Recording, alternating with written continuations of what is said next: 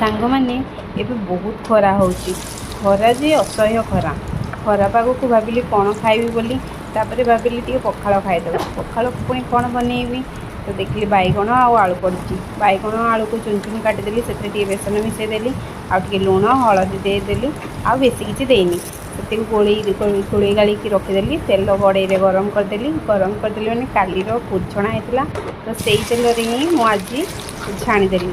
ଟିକେ ଟିକେ କଳା କଳା ହେଇଯାଇଛି, ତାକୁ ଇଗ୍ନୋର କରିବାକୁ। ଏମିତି କରିକି ମୁଁ ଦୁଇଥର ଛାଣିଲି।